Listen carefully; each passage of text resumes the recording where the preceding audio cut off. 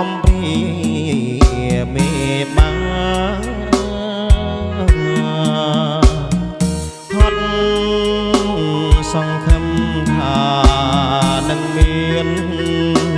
វាសនាបានស្រីមេត្តាខ្ញុំឡា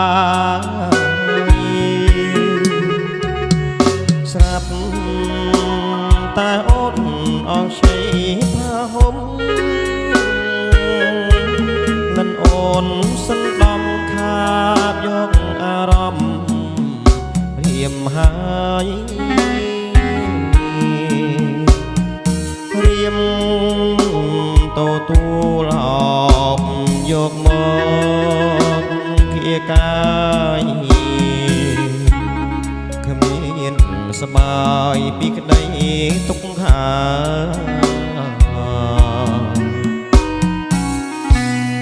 ពេ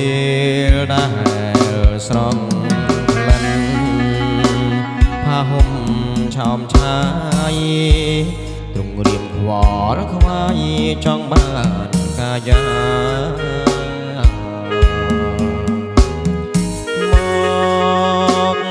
ថ្នមអងងិនទូសួរថា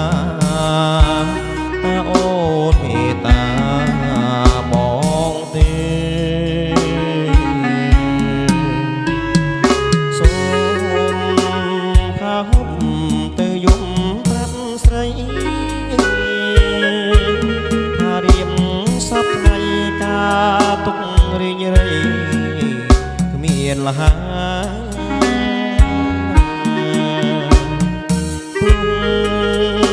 ខ្ញុំបានចងចិត្តគួចលួចស្នេហ៍ឲ្យគេបានដឹងខ្លួនផង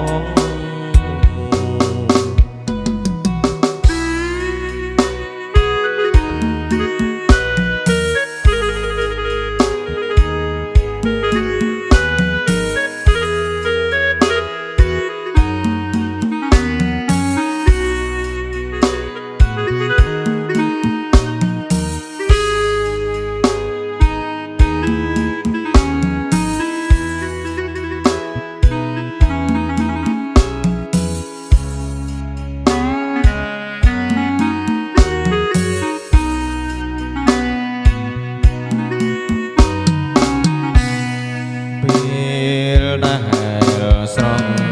ក្លិនផាហុំឆោមឆាយទ្រង់រៀបខ្វល់ខ្វាយចង់បានកាយាមកថ្នមអងវងិនទូ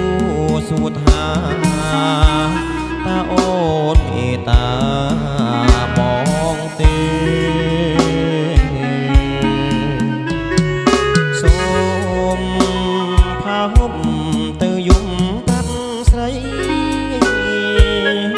ថារៀបសពថ្ងៃការទុករីងរៃមានលហា